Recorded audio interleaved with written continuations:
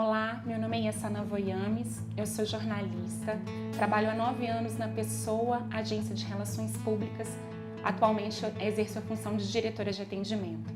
Na empresa eu trabalho com comunicação interna e também relacionamento com a mídia. Entre outros serviços que a gente faz, entre outras áreas de atuação, a gente faz gerenciamento de crise dos nossos clientes. O que eu não sabia é que uma das grandes crises que eu ia gerenciar era a minha mesmo, pessoal, na minha família. Em 2014, depois de muitas tentativas, eu consegui engravidar do meu primeiro filho. Uma festa, uma alegria para a minha família, para a família do meu esposo, uma grande ansiedade, uma grande expectativa. Bom, a gente foi fazer um ultrassom com 16 semanas de gestação e quando a médica ficou 5 minutos em silêncio, tentando ver o que estava acontecendo, a gente levou um grande susto. Foi os 5 minutos mais eternos de toda a minha vida. E a gente conseguia só ver na imagem que dentro da barriga do bebê tinha uma grande bola preta e a gente não conseguia ver mais nada, além dessa bola. E até que a gente descobriu, naquele ultrassom, que ele não conseguia fazer xixi. E por isso ele estava com uma mega bexiga. E por esse motivo também, o meu líquido amniótico era muito baixo, porque eu até não sabia naquela época que o líquido amniótico ele é formado principalmente pela urina do bebê, 90% dela.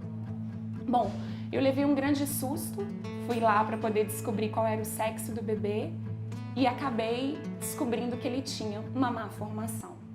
E a partir dessas 16 semanas eu fui em médicos para a gente tentar descobrir o que estava acontecendo. E até que a gente descobriu, depois de uma coleta de urina do bebê, através da minha barriga, a gente fez a coleta da urina dele, a gente descobriu que ele tinha um problema no trato urinário, ele tinha uma obstrução e ele não conseguia fazer xixi e os rins dele não funcionavam. A osmolaridade dele era 291 e com isso não tinha nenhum tipo de funcionamento dos rins. E aí os médicos nos disseram que era um bebê incompatível com a vida, que ele não tinha chance de viver, que ele poderia morrer a qualquer momento na minha barriga ou se ele chegasse a viver, ele viveria muito pouco tempo. Bom, foi um momento de grande dor, de grande medo, de um momento de te tirar do chão e de saber que você não tem controle nenhum sobre a vida, né? De saber da impermanência da vida e ao mesmo tempo um momento de lidar com a vida e com a morte, porque eu estava gerando uma vida, mas que eu podia perdê-la a qualquer momento. E mais do que isso, eu estava gerando a vida que eu saberia que não iria viver. Então foi um momento de pensar sobre tudo isso, de lidar com tudo isso.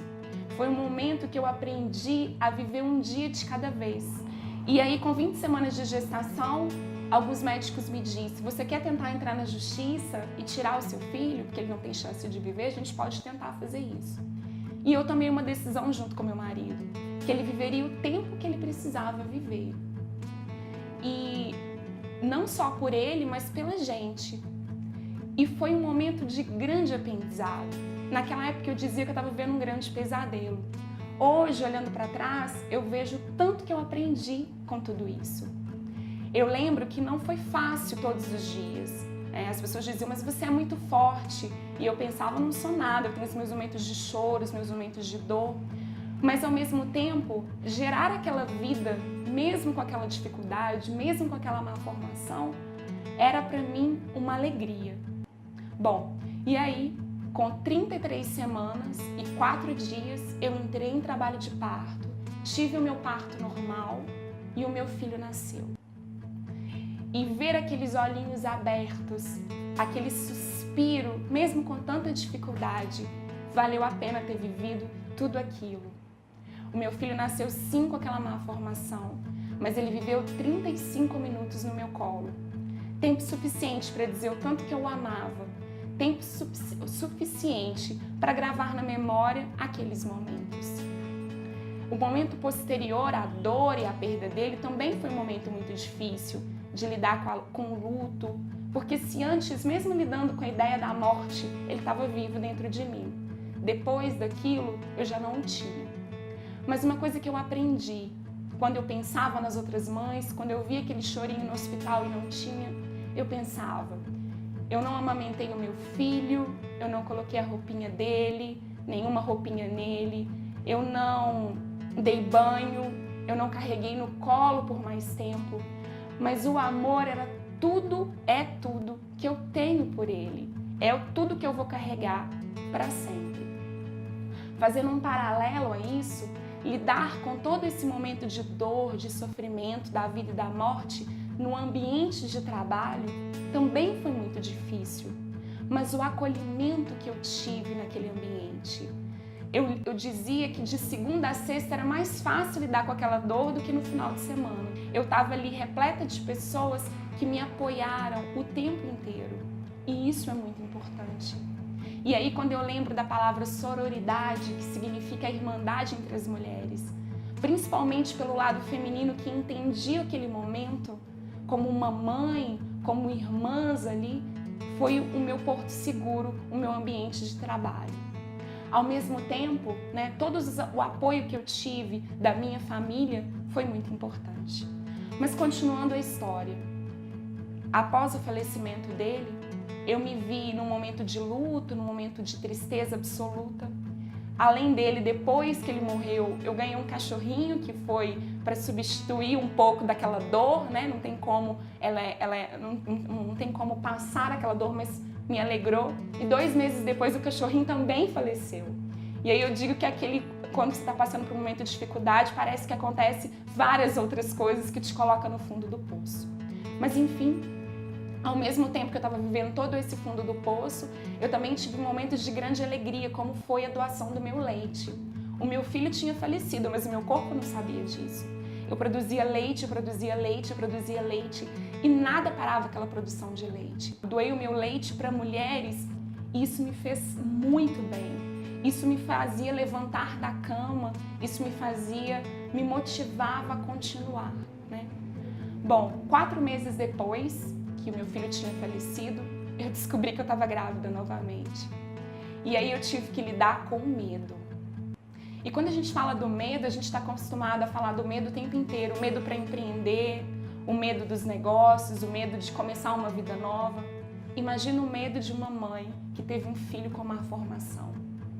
E um medo de uma mãe que tinha ido nos médicos geneticistas e que diziam: há uma probabilidade de 25% de acontecer novamente. E eu lidava com o medo o tempo inteiro naquela gestação. O medo no ultrassom de 16 semanas, o medo a cada vez que eu tive uma dor, o medo a cada cólica. E eu aprendi a vencer o medo nessa gestação. E eu aprendi naquela frase que muitas pessoas compartilham no Facebook na prática. Coragem não é ter medo. Coragem é enfrentar o medo. E na nova gestação eu enfrentei o medo. E hoje eu tenho a minha Sofia, que está com 7 meses de vida. E depois de tudo isso que eu vivi, eu posso dizer o tanto que eu aprendi. E dos aprendizados que eu tive, que eu quero compartilhar com outras mães, mulheres, a vida é impermanente. E não é ser forte, mas é ser flexível e saber lidar com essa impermanência. O segundo ponto que eu aprendi é que eu não tenho controle sobre as coisas. Eu não tenho controle sobre nada. E eu tenho que aprender. É apenas uma ilusão de que eu tenho controle. Meu terceiro aprendizado foi viver um dia de cada vez. Eu não sabia se meu filho ia estar morto ou estar vivo no dia de amanhã, mas ele estava vivo hoje. A cada ultrassom, a cada vez que eu ia escutar a batida do coração dele, eu não sabia se eu ia escutar. Foi um outro grande aprendizado. Às vezes a gente vive no ontem ou a gente vive no futuro.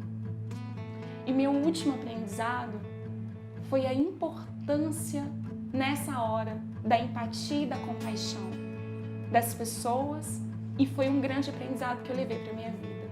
E todos esses aprendizados eu levo para minha vida CPF e CNPJ, porque não existe distinção. Não existe a Yassanã que está trabalhando e a Yassanã que está na sua vida com um problema. E a gente tem que entender isso. E por último, eu queria agradecer ao Mulheres S.A. por poder contar essa história. E mais do que isso, para dizer para as mulheres o quanto nós precisamos, juntas, essa sororidade, que é essa irmandade entre as mulheres, encorajar outras mulheres. E eu senti isso na prática. Não era fácil acordar de manhã e ir trabalhar, mas quando eu chegava no ambiente de trabalho e vinham outras mulheres, outras mães, eu me sentia inspirada a continuar.